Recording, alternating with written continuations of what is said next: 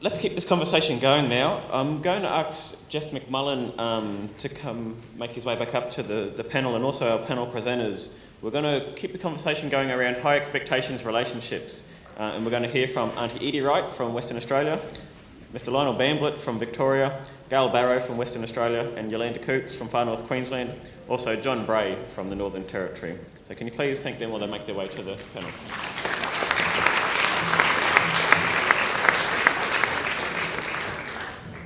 Good morning again, everyone.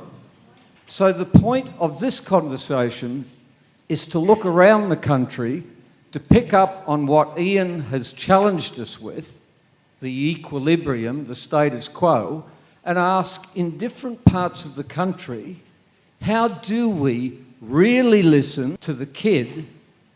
How do we hear what they are saying, try and understand why their connection is not the one that the country is using, and try and work on the real relationships.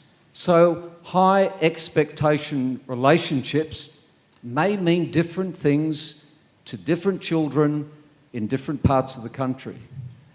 I know your community and I've been to the school, and I remember very powerfully how much the mothers and fathers wanted their kids to learn and to be at school.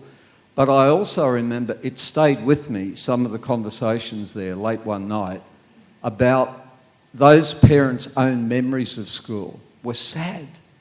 A lot of them were tragic and painful. And so even though the talk, the rhetoric has changed, to really get down into the home and think of how the view of the school is today, you can't just erase that damage that quickly, can you? I mean, it hangs around. It is there in the memory of families that the school was the institution linked to so much of the oppression for a very, very long time. And so that's quite complex to change, because we all as parents want our children to thrive, to learn, to progress, but then you have this other part, something tucked away in your head telling you, but do they really know our children, is what I hear from those mothers and fathers. That they're still, some of the most gifted Aboriginal people in this country have said to me occasionally, I still worry whether my children are learning about who they really are in that school. This was a conversation in Western Australia. That's the anguish that I still hear, that mothers and fathers are still uncertain, and so they may growl out the kid and push the kid off to school, but there is still uncertainty in the home about whether we really are yet on that wavelength together. Yeah, I'd have to agree with that. And just reading the paper this morning in the Courier, there's a move possibly for one of the academies to come into Lockhart, and that scares me personally, because my grandmother was brought up in a way that, she was given a script, and that old way of teaching, I suppose, or the way she was taught. So that scares me a little bit, that, that relationship will be gone. So we're fighting very hard at Lockhart to make sure that our relationship with community, with the students, is maintained, and that we don't go down this path of the DI, direct instruction model, because we don't want to lose that relationship. That's the basis of, better outcomes for everyone. Can we come down? In other parts of the country, is my grim summation overdoing it? Do you think the expectation from the point of view of the student is lifting, is changing, or do the figures that were put up there by Ian Mackey, does that tell us that in fact, that from the student's point of view, we've still really not understood why the kid is not interested, why he's not picking up? What do you think in your part of the country? Thanks for that. Look, Lionel Bamblett, and welcome everyone here. This is a great conference, and I thank you for the invite to be here. It's not being reflected in schools. The attendance problem. In Victoria, for example, we live probably in the most dispersed Aboriginal population in the country. We have approximately 80% of all schools have 1 to 5 Koori kids enrolled in them. So how do you then reflect back to the child, that child's place within that environment? And that's the challenge. And I think the challenge is to the system to take responsibility for the teaching of our children. For too long, that hasn't happened. If you have a look at all education, all Aboriginal policies in actual fact, nationally and most recently, up until recent changes, have been a remedial exercise, have been a negative exercise. It's always been based in remediation. And it's playing catch-up, continual catch-up. And what we've got to look at doing is changing the dynamic and making sure that the system lives up to its responsibility and teaches our children the same as they would want their own children taught and every other child in that school taught. That's not happening. Our children are not seeing themselves reflected in that school environment, and they're not seeing themselves reflected in the general society. And if that's the case, then why would you want to achieve an education? Why would you want to attend every day at a school that's not welcoming you, not embracing you as an individual, and not embracing your people as a recognised, worthwhile group of people? And I think that's what we've got to get to, and it's good that we're working towards that. There are some positives that are happening. We're starting to get numbers to schools like never before. When I first started in this job, we had 2 Year 12 graduates in the state of Victoria. 2. Last year, and Tammy's over, you can correct me if I'm wrong, I think we had 247, that completed, or 243 that completed Year 12. Now, things are changing, but at the same time, what we've got to look at is it's okay to, and we've done a great body of work within our community to sell the value of education and to look at lifting those levels of achievement. And that's okay, but at the end of the day, what we've got to now step back and look at is are we doing the right thing? In one sense is that we're going to look at getting the doctors, the lawyers, the business people, the captains of industry, but are they comfortable in their own skin as an Aboriginal person? And that's the next stage within our travels, and that's the next stage we need to be looking at, is making sure that we're embracing cultural identification for our children so that they feel comfortable about who they are as an Aboriginal person to actually go forth in this world. John Bray, one of Chris Sarah's relentless messages in education has been that this isn't a responsibility only of Aboriginal and Torres Strait Islander parents or Aboriginal and Torres Strait Islander principals, that we white fellas actually have to wake up to this, and really the way many speakers have put it over the last couple of days, see this as about our children.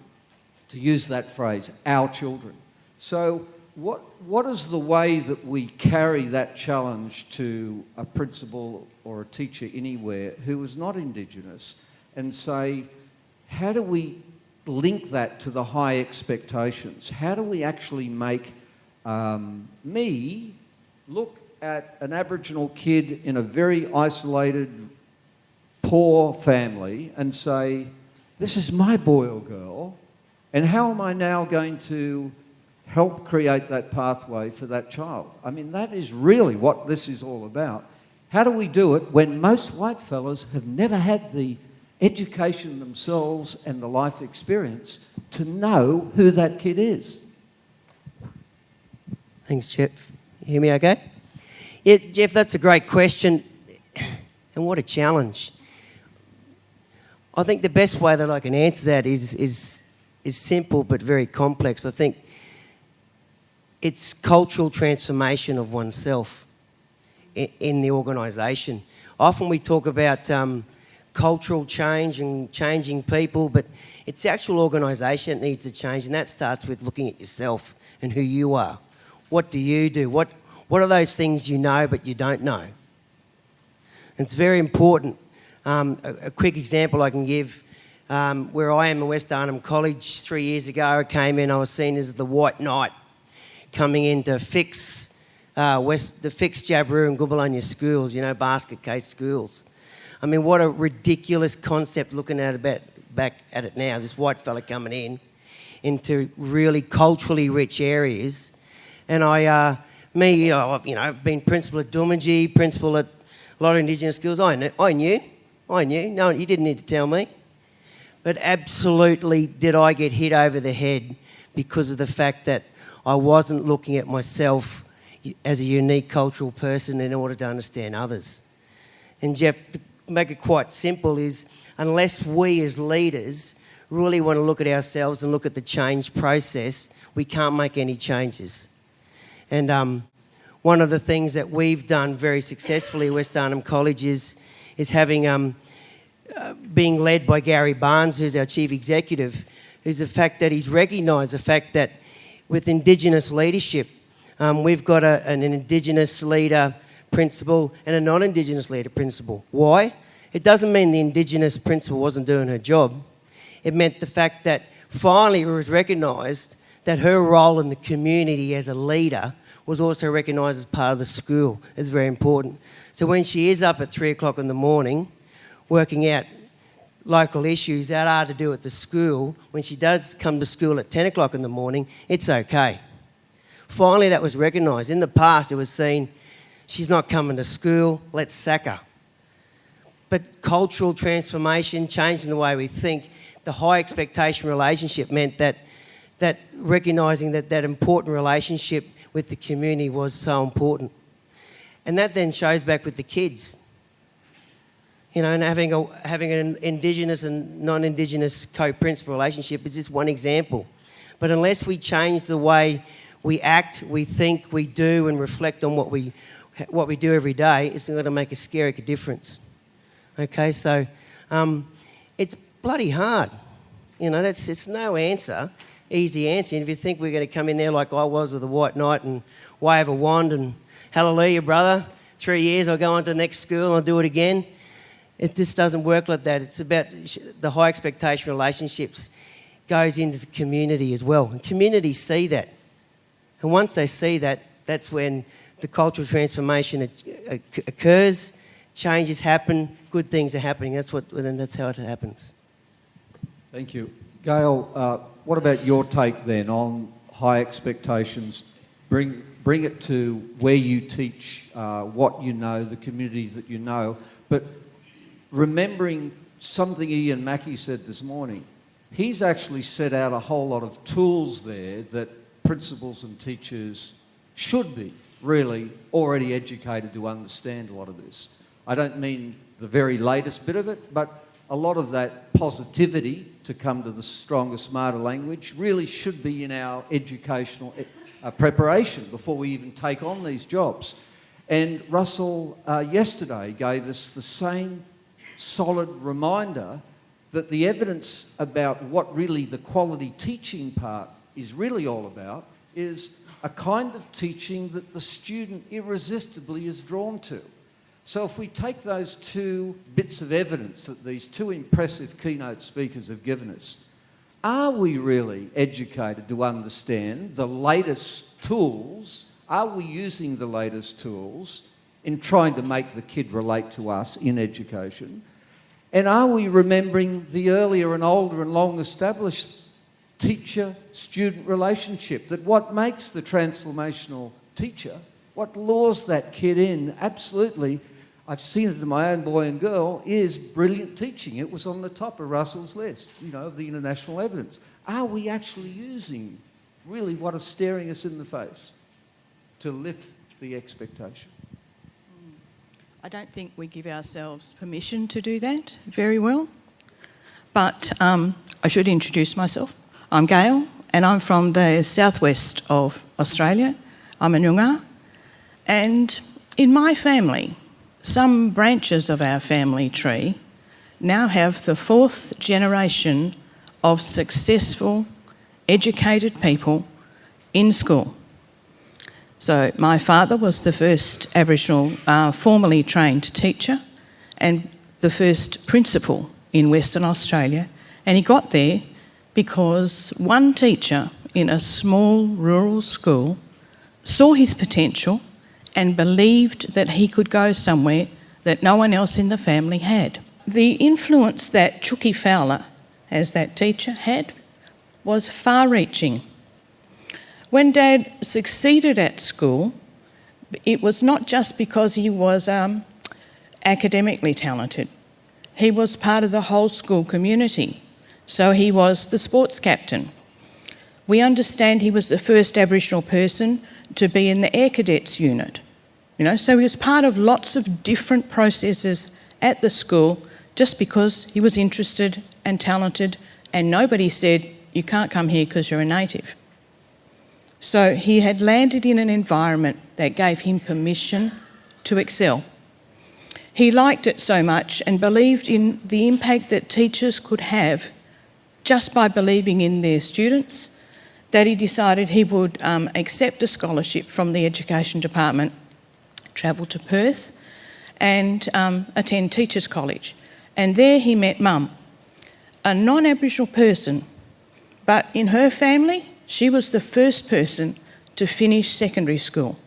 She was the first, actually she's the only person to have a professional qualification in her generation. So they fell in love, married, and for Mum, as a white woman in the 50s, to marry an Aboriginal man, she's an amazingly strong woman. What she would have faced from the general community, and I don't know how it was within her own family, she won't tell us that. But she also didn't tell us when we were kids growing up that Native Welfare would come and inspect the household because there was an Aboriginal parent involved. We had 6 kids growing up, and having 2 teachers as parents, none of us ever considered not going to school. I thought it was just what you did. You went to school, you joined in all the activities you were interested in, you challenged yourself with some you weren't that talented with till you learned how to do it. And I liked school, but I had parents who believed in me. I suspect behind the scenes, they had those sort of conversations with various teachers over the years on whether they were the best teacher to work with us. But that's okay. But off we went, sailed through high school, off to uni, decided actually teaching was what I was going to do. But in talking about it with my brothers and sisters later, I don't know that it was a conscious decision. I assumed that's what you did. You became educated and got a professional qualification, but I had 2 parents to show me that that's what happened. Lots of the younger people I'd started primary school with had totally different pathways because their family circumstances were different. Because of the reputation our family had in the community we were living in, but also the communities we connected with through Dad's interests, less so for Mum, but that's how women were back then, we had lots of doors open to us because people believed we had a right to be there. When we see young people now in communities who make decisions about who can and can't be part of different activities, that's where the school really needs to get on board to challenge that entrenched, often race-based decisions that are made about what potential people have. That is nobody's right to judge except the family. In the case of my family, I said parts of our family tree have had a successful journey. For other branches, different story altogether. They grew up on reserves at the edge of town. People from my generation, limited primary schooling, certainly no notion of going to secondary school. But because of what some of us can achieve, they have returned as adults to take up opportunities because they want to challenge the race-based negativity that influenced their early years. Having access to role models is important. And as school leaders, you need those role models just as much. So the networking that occurs here allows you to connect with people who believe. Think of your school as just another community into which your students enter and exit at different times. They might come on a daily cycle, or it might be a little bit harder to get them there. But really, if you shape your school to be a community, you will have a vision, you will have goals, you will have mechanisms to challenge people who aren't on board. You will invest in them because they are worth it. I'm talking about your teachers. They are worth it. Some of them might be a little damaged themselves. but think that they can make a difference, invest in them, and they will, if you believe. If you believe in your students, that's good, but really you need to believe in their families' abilities to make the right choices for them. Often they won't have the breadth of knowledge that you do about opportunities. Spread it wider. Make sure they get on board, because it's a joint journey. You can't do it alone, and families certainly can't when they rail against a school that they know doesn't understand their children. It's a joint journey. Build the community, the sense that when we come to school every day, working or to learn, it's a place that will have positive outcomes. Connect with others who found the solution for those hard nuts, a bit hard to crack, and you'll make a difference. And really, when you believe your school is a community, you know that the community that supports itself is an empowered community. And the power is not something you clutch to yourself, it's something you give to others, the children in your care. Thank you. Thank you, Gail. Yolanda, Gail is really describing that space that is still there between the family and the school. Trying to close that space is probably the most difficult of all, given the pain of the past. But a principal at breakfast this morning said to me, in the end, it's a bit like Ian Mackey's ACT description. In a way, you've got to look at that community like you do need to know everyone. You really do. I mean, I remember Ian Gibson and Michelle Gibson describing that of the two of them walking the streets of Minyeri. And of course, because that was Michelle's hometown, yes, she knew, but she was educating her husband, the principal, to make sure he did know the name of everyone. So what the principal said at breakfast to me was, in the end, you've got to get out of the school and go to the home. Now, that wasn't the way you were trained, and it's not also the way people working in Aboriginal health are trained. Things happen in the school and they happen in the clinic.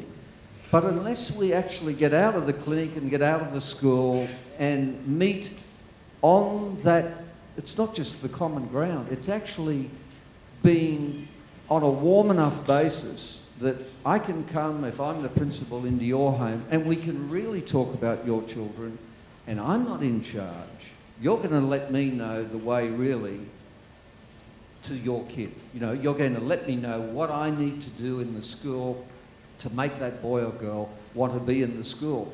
So do you think there we are beginning to understand that we can take down the barbed wire around the school and actually get out and know one another, close that space? Do you feel that tide is turning? Well, I think for some of us, yes, and for some of us, no. And I think that's such an important question and an issue that, you know, that many of us face, because for a lot of our young teachers especially, and even for some of the principals who are really experienced, you know, stepping out of their comfort zone and like you say, go to the homes. You know, our people pick up very quickly, and the kids pick up very quickly if you're, you know, fair income or gammon, basically, you know. And by you going to those homes, I think shows that respect for them and that you value them, and that you're willing to develop some sort of relationship with them, and that you are fair income about their kids. And, you know, for some people, I think that's the challenge, because it's difficult for some of those young teachers and even older experienced teachers to actually, you know, get out of their comfort zone and do that. And can I also say, as an Indigenous person, it's also very difficult for us as well. That doesn't come easy. You know, Lockhart is not my home. And so even that in itself I've had to step out. But in order for better outcomes for our kids and for parents to know that you're serious about their students, you do need to do that. And so you need to find somewhere within, I suppose, to be able to do that, and as leaders try and impart or support your teachers to be able to do that. Thank you.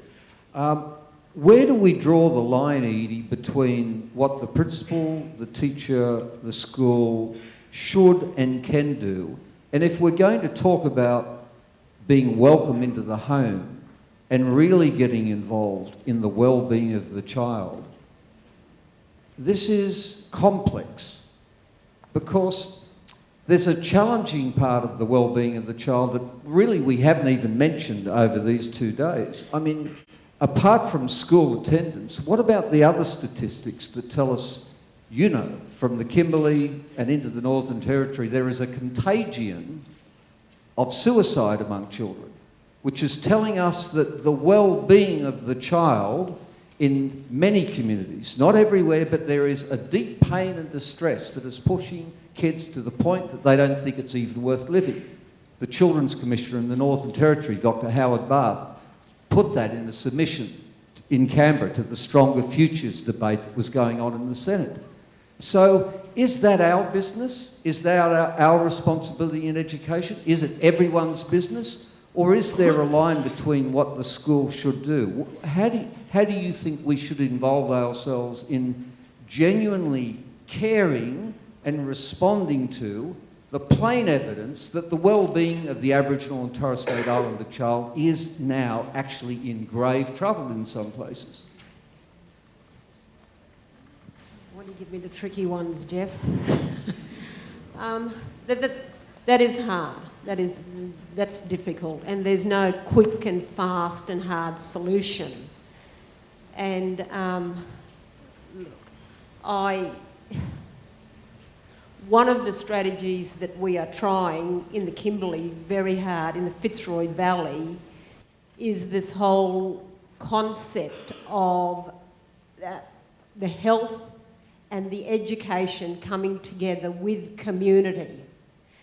Now, it's a concept that's been born out of the prevalent study into fetal alcohol spectrum disorder, and it's about some really serious move in relationships and some shifts in relationships where the paediatricians, not the Aboriginal health worker, but the paediatricians and the principals and the community come together and start looking at monitoring these kids and working with the families and the parents and the mothers and the extended family with these kids as soon as they are born, and they track them so that they can put in place programs so that these kids, before they even hit school, there's an awareness that they have to be monitored, looked after and supported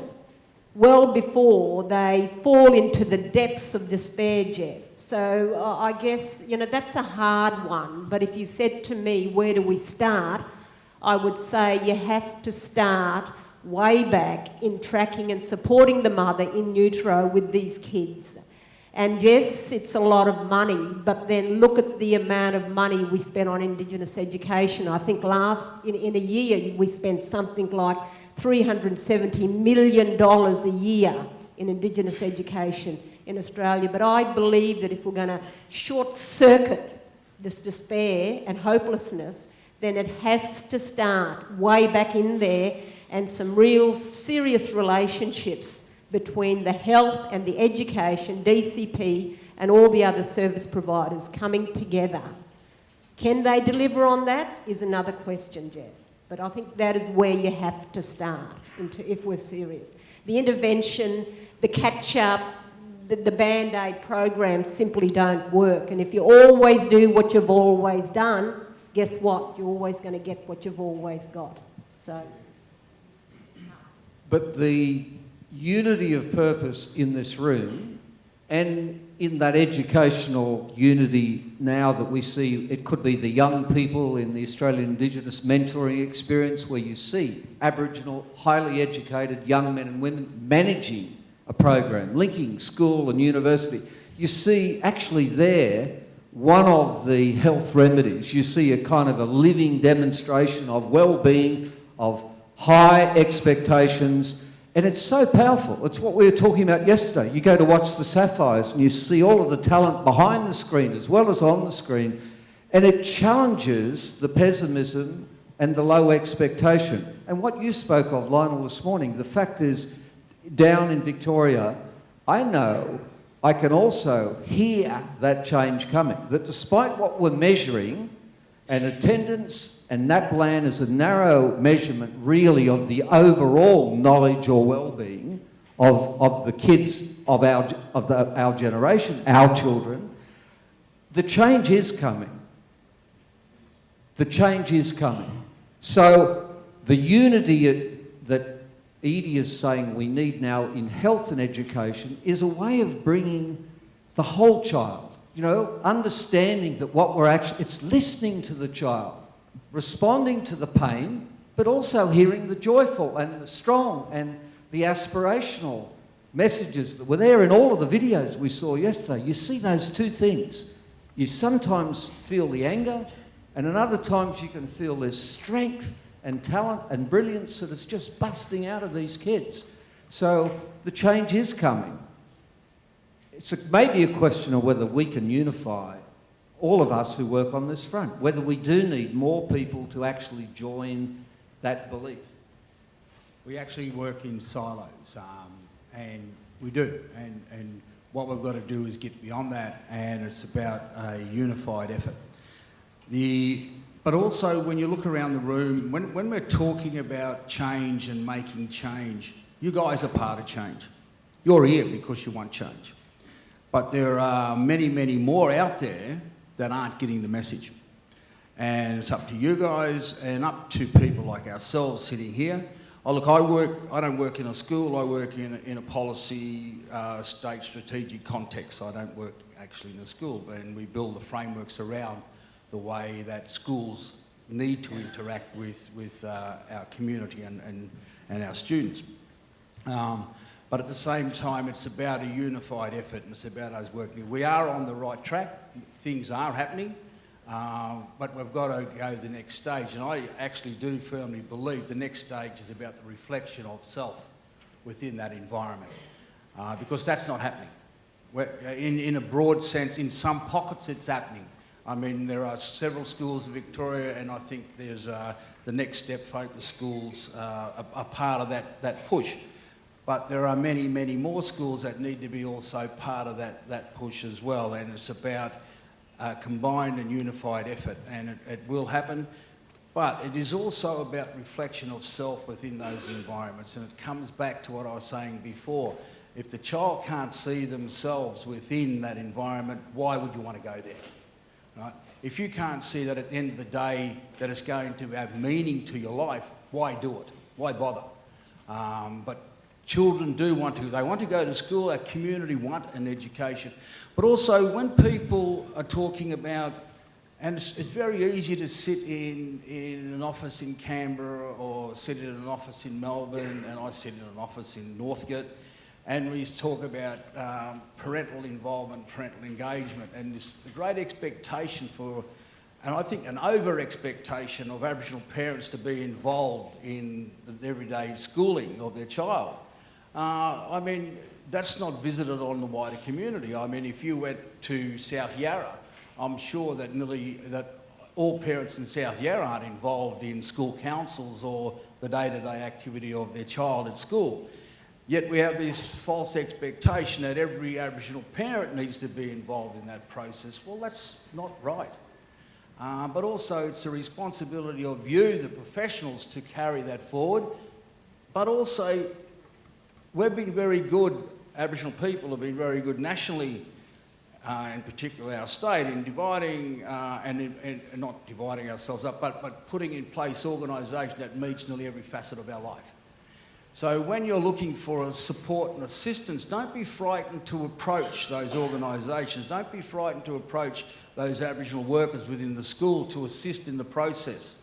And it's about a unified effort and about working together, because that's the only way we're going to do that. And it is then about the cultural reaffirmation. And I'll go back to my original point, we will get the captains of industry. We're on the right track to do that. We're going to get the politicians. We're going to get, look what happened in the recent Northern Territory elections. But we've also got to make sure that those children, or the end product of that childhood life, those adults, are very comfortable in their own skin and about their own Aboriginality and about their own identity. Because if we don't do that, why the effort? John, Lionel mentioned the Northern Territory, the election, the change there. You've had change here in Queensland as well. But from the point of view of the kids, they're still looking at this, all of the politics, all of the promises. I'm not sure that has actually greatly changed the view of the kids in your community in terms of what their expectation are.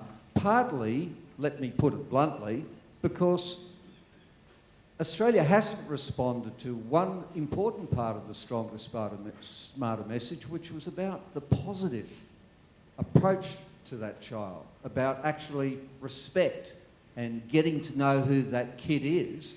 I mean, Russell and Ian have emphasised carrot and stick.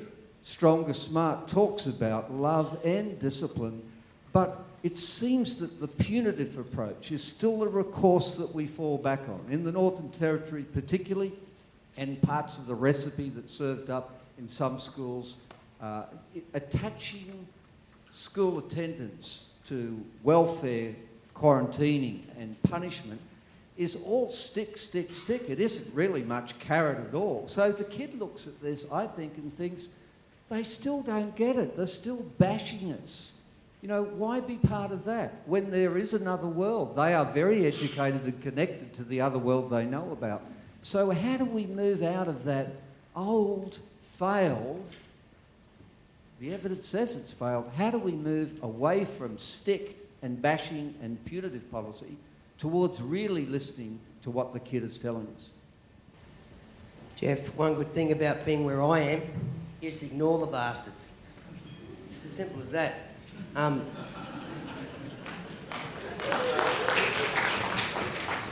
I make no apologies. We've got the truancy and attendance team that comes into Goombalanya, and we support the team, but the team works differently with us because we know it doesn't work. The community knows it doesn't work. It's about those relationships. The last thing we need is someone with a black shirt driving around in a car that says truancy officer driving around the community while we're trying to work with community about coming to school. We don't want that. We don't do it. I hope Julie's not in the room. Anyway, no, bugger 'em. But Jeff, and that's exactly what we need to do. Let's be honest about it. What works is what comes from our community, what community tells us.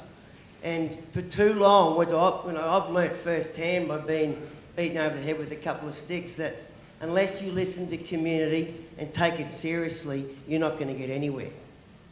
As a result, it's very important that we all work together and think carefully about what exactly is going on. You know, Ian said it this morning about, are we intentional enough about what we are teaching in our classrooms?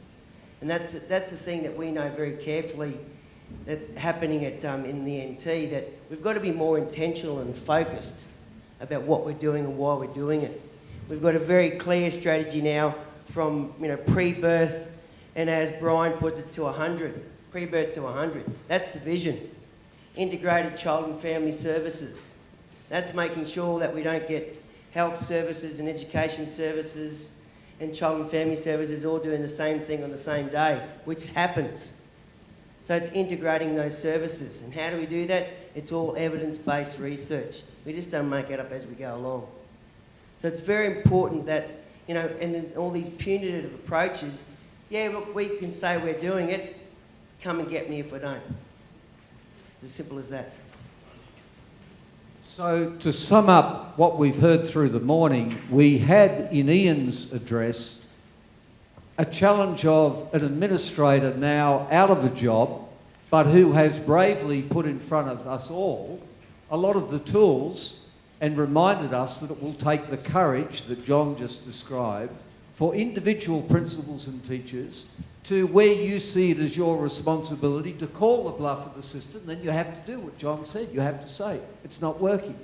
And the unity and the change will come if we are responsible and we act and we stick to the principles of Stronger, Smarter.